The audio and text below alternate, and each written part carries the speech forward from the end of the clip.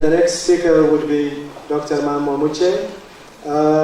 Dr. Mammo Muchie is very well known among many Ethiopians here, or almost all.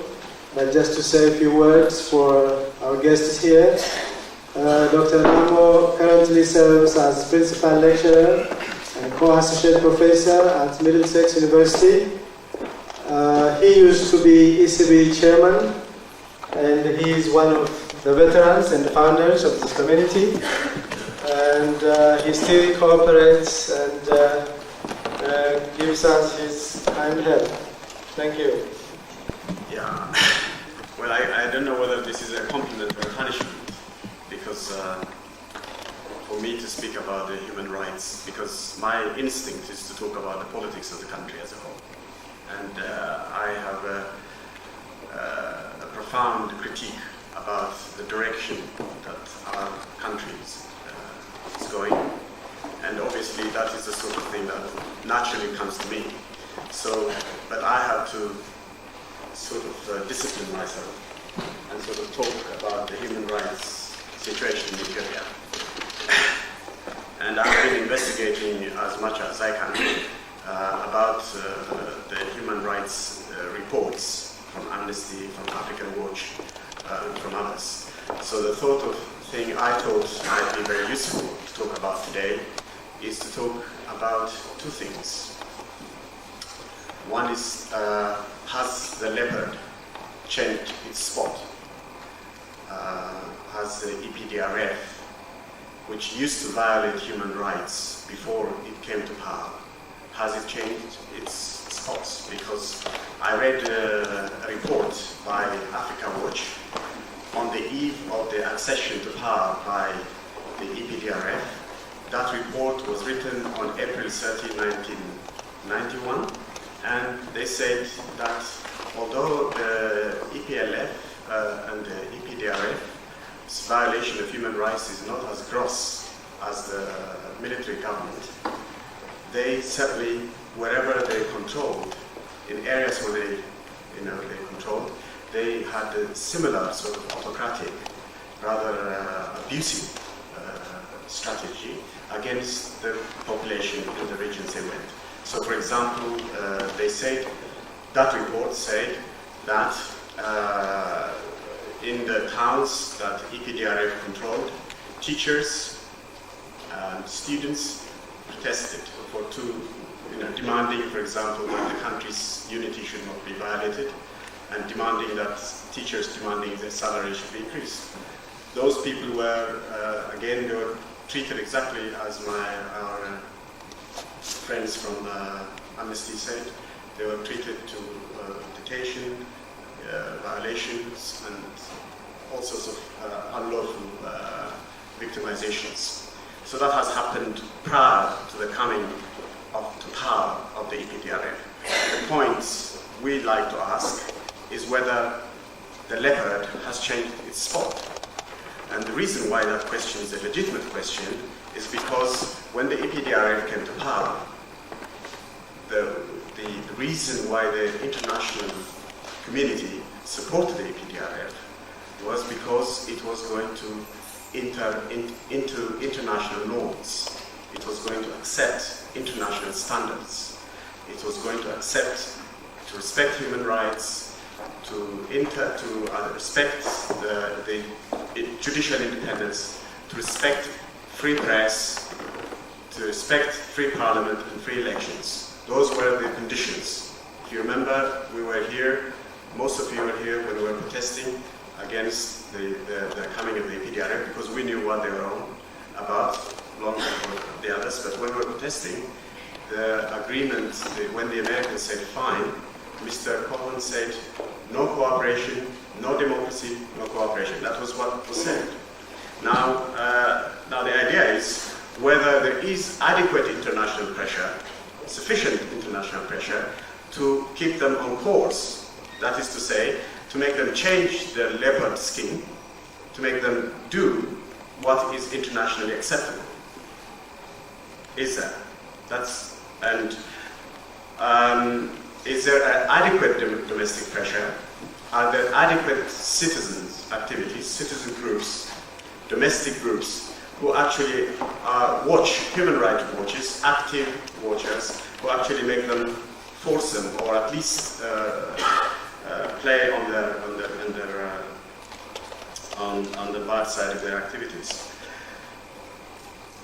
The third point is the most important point, is how are the opposition behaving, the opposition movements? Are they also doing what must be done in order to also pressurize them sufficiently? Collectively, are all these forces working together? That is the point.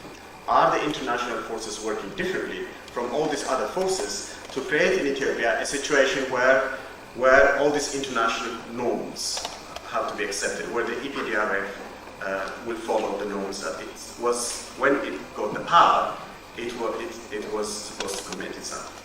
Now, what did the EPDRF do? When it came to power, it did one thing, which we all must accept. On paper, it wrote into its statutes, into the rules, that it will commit itself to accepting all these norms. For example, the United Nations Human Rights Convention has accepted that. All the protocols, most of the protocols, with some exceptions, it has signed to it. So it is accepted human rights, democratic freedoms, expression, movement, an independent judiciary, an independent parliament, pillars of a democratic society, accepted, all in paper. Now, there is what we call, in all transitional societies, it's nothing exceptional to Ethiopia, but all societies which had had totalitarian and semi-totalitarian or military communitarian traditions have had this particular anomaly, this particular difficulty, which is that they have this democratic facade, but an autocratic practice. Now, what did the practice of the EPDRF tell us? First of all, EPDRF confuses itself as a party and as a government. The two are not clear to anybody. Mr. Malles sometimes acts as the EPDRF spokesman. He goes to the Council of Representatives, he speaks for the EPDRF. He is on the government, he speaks for, it's quite confusing. And that is not clarified. So sometimes the activities of the government, the activities of the EPDRF are not confusing. A party is one party. The government, theoretically, should speak for the whole nation, for the whole people. But that's not what's happening. Because sometimes the interest, in fact, of the EPDRF is much more pronounced in the government, in the Council of Representatives, in all spheres of institution in that country, in all society. And that is a serious anomaly, a confusion. Number two, narrowing the scale and the range of reconciliation, healing the wounds of a society which has had extraordinary traumas. And the way EPDRF thinks of narrowing, of healing that, is by, again, pursuing its own sectional interest, its own vested interest, its own particular line. For example, it may not be prudent, if that is its line, to pursue ethnic pluralist politics, but it does. If that is not going to, if it's going to disaffect Ethiopian patriotic sentiment, it does not say, this is going to affect Ethiopian patriotic sentiment, and let's see if we can negotiate a new deal, which is acceptable to everybody. It won't say that. So the aims of reconciliation is strictly subordinate to the aims of its particularist politics. And again, that's a problem. Its structure is militarist, has not left the militarist mode. Its ways of doing things are militarist. It's secretive. It's paranoid. Many cases, it's paranoid about the population it's in charge with. For example, it says things openly. Political activists from the EPDRF say, write off Addis Ababa, they will never support us. Write off all the people outside, because they never will be listening to reason. They will not support. Whatever we do, they won't support us, so ignore them. What do? Let's fence off Addis Ababa from the rest of the countryside, so that the countryside, the other part of the country, will not be affected by Addis Ababa's politics. So whatever happens in Addis Ababa, control it. So if journalists write, let's not distribute the newspapers out into the countryside, because that will then inflame other things. So the Addis Ababa's disease will be spreading. So keep Addis Ababa like a prison, more or less. And that's the sort of thinking they have. Very, very, very, very, very, very extremely, extremely territorial. Very exclusivist they are. They wish to dominate the political process. They do not want to share it, to broaden it, so that the range of conciliation for the society, which is badly needed, is not on the agenda. What is the consequence from this stance, from this EPDRF stance? Consequences? The scale of human rights abuse from the time when before they came to power to now after they came to power, even after they committed themselves in paper for all the human rights situations, the scale has increased. What do I mean when the scale has increased? For two reasons. One, the situation for human rights abuse, in other words, to displace human rights abuse, the situation, the very rudimentary necessary conditions are not created. The EPDRF has been incapable of creating those conditions. Those conditions are, one, allowing or protecting particularly minorities, particularly people or citizens who are unsympathetic to their politics. That's a key criteria. Particularly opposition movements. Those have to be protected by law. This is the pillar and the most elementary understanding of democracy, is to protect those who are not in power. They are in power. They don't need very much protection. I mean, they as it is, they need protection. So they have the army, and they go to Addis Ababa, and they are like Mengistu Haile Mariam. They are protected by everybody. Why should they need protection of the population if the population is free and accepts them? But they are not. That's why they needed the protection. Who needs the protection is the minorities who have different views about the nature of society. So what are they engaged in? I don't want to repeat it. You've heard it from my friend here, who sat here before. I'm sorry, his name I just forgot. Yes, Brahane, and you've heard it from Amnesty. They're engaged in all the standard techniques of all authoritarian and totalitarian regimes. Extrajudicial execution. Rearresting people who have been cleared by courts, by using injunction from lower courts. What does it say about the authoritative courts? When the Supreme Court decides to free someone, like for example a peace emissary here from Kodef, and a lower court, and the EPDRF tells a lower court to put him back in jail. What does it say to building institutions, to building structures? To create a rule of law, not a rule of persons, to eliminate arbitrary power. What does it say about creating a system of governance, a system of institutions? Nothing. That is the problem in our country. We don't want arbitrary decisions made by the whims of people. We want system of government, which a procedural rationality of some sort, which replace good substantive rationality. That's what we want. We want that some sort of conjunction which creates this system. It's not happening. They violate the same rule. This is extraordinary. When somebody says this, when somebody just does this, killing prisoners in unexplained circumstances. For example, it's correct maybe to put the Mengistu people in jail and to put them into human rights, whatever law, but there should be clear defense. They should also say whether they can get out of it. If they haven't done it, we don't know. That has to be done by law, by pure law. But what did they do? Some of them have been eliminated. They have disappeared. They have not been accounted for. That is the practice that used to be under Mengistu. They are repeating it. So what do we say about those people? How do we inform their families and so on and so forth? And is it correct to do that?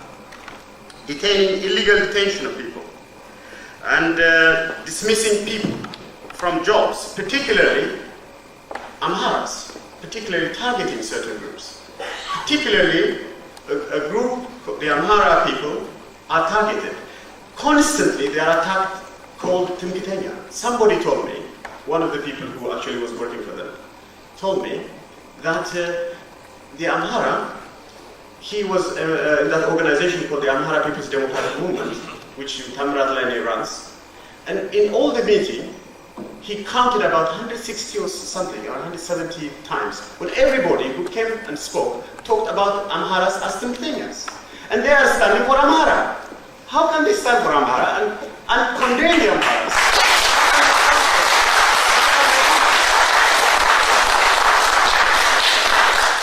It's precisely this kind of double speak, this Orwellian speak, that people are against, and again violating the sanctity of the church in our society, in our culture, or in every European or any other culture.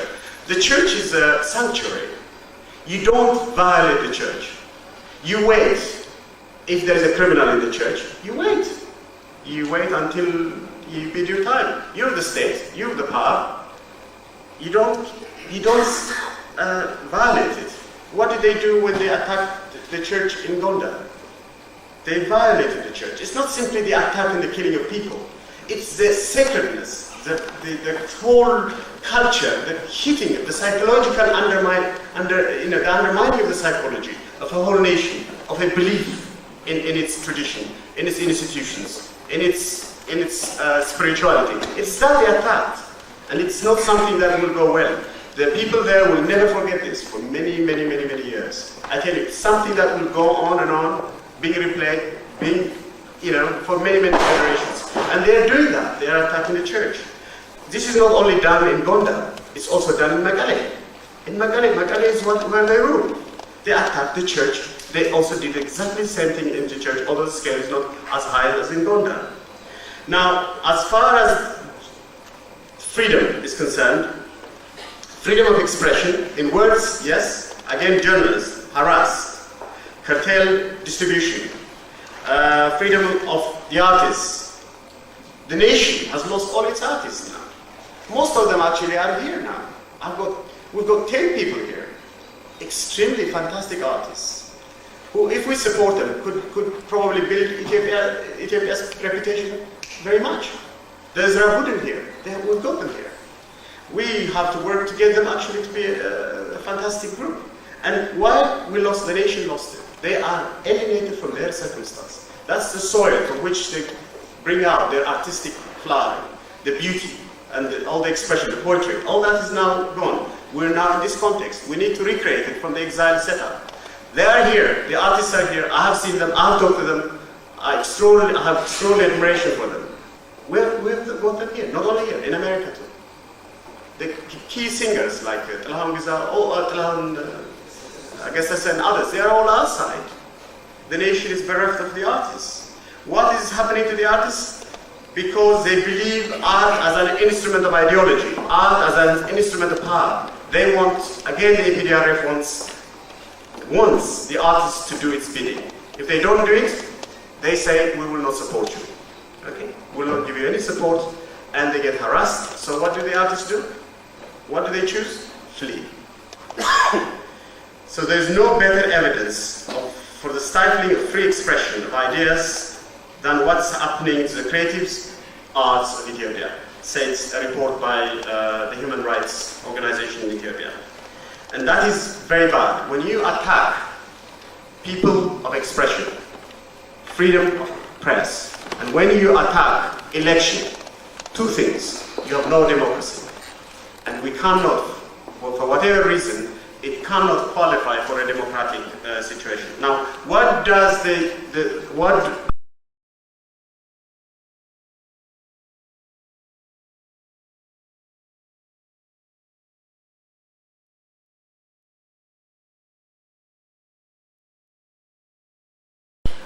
if someone feigns sleep, you can't wake him. You can't wake him up. The problem we face now is that the international community is asleep. When it comes to the EPDRF, particularly the United States and Britain, because they connived in the setting up of this particular settlement in Ethiopia, they are asleep.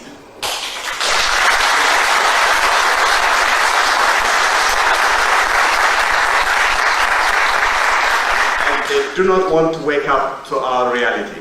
And our reality is this reality of detentions, executions. As the Amnesty friend said, a pattern is emerging, a pattern which is not different, which is not inconsistent if you understand the EPDRF politics. It's a pattern, it's a system which you can see from all the variety of forms of human rights violations. Tell you that it is not an accident, it's a systematic pattern. This pattern of violations of human rights is not something that you can sleep about. It's not something you can say, okay, in Ethiopia there is no human rights violation. This is what the State Department said. I have a quote here for you. They said in Ethiopia in 1993 there were no reports of officially sanctioned political or other extrajudicial killing by the TGE or the Transitional Government of Ethiopia security forces or by the opposition in 1993. As far as the American State Department is concerned, Ethiopia is very nice. It's an angelic society with no problem. That's what they said. This is in 1993. Now, this is a very important problem. We are faced with a deaf ear here, and we have a difficult problem of making sure that they understand that the reality in Ethiopia is a very complicated one.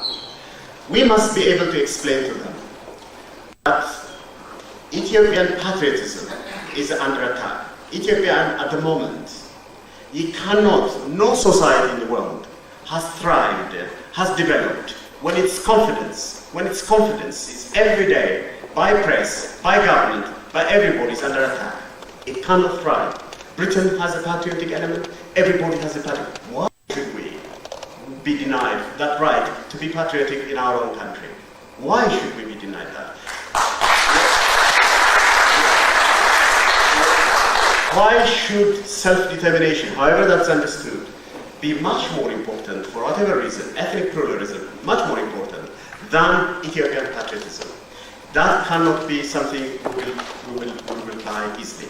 And for those of us who would like to be patriotic, to reclaim Ethiopia's lost dignity, to reclaim its liberty, to announce it and to proudly say it, we should continue to do it. Human rights violations, our rights will be violated, Ethiopia's rights have been violated. Nothing is more worse than that. So this is going to continue. The struggle is going to continue. I'm saying this. You know what I'm saying? I'm saying this. The friend earlier on told us in Ogaden, the election is going to go on, but the election in Ogaden will not go on as it goes on in January 1995 in Ethiopia. Why? Because Ogaden there's a military struggle going on there. There's a military struggle going on. In other places, a military struggle will come soon. That is going to happen. And I wish nothing worse for Ethiopia than a military struggle, given all its problems. And if there is any responsibility that should go, it must go to the EPDRF, EPLF, and those who are asleep, the people, the international people, particularly America and Britain. Thank you.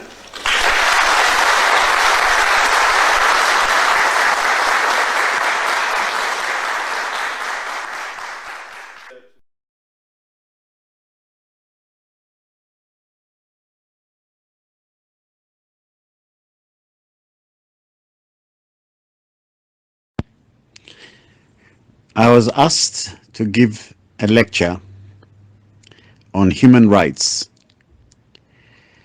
27 years ago by the Ethiopian community in Britain, which I was also a co-founder. They organized a conference where they invited many associations, including Amnesty International and a number of other organizations that were participating and were giving a presentation. I was not sure that I should speak about human rights, because when the Tigray People's Liberation Front had the meeting on May 27, 1991 in London with the American Herman Cohen and the British intelligence also, they all together, when they did this, we protested. We organized a peaceful demonstration, and we profoundly opposed the ethnic political division, including the division of Eritrea from Ethiopia. We strongly opposed it. We protested. We also said, both to America and the British government, that this is very wrong what they did to support the division of Ethiopia. Since I was having a position, very strong position like that, when they invited me to give on human rights a lecture, I was saying that how I wish, I prefer that we speak in learning how to motivate the whole world to oppose the division, the ethnic division in Ethiopia.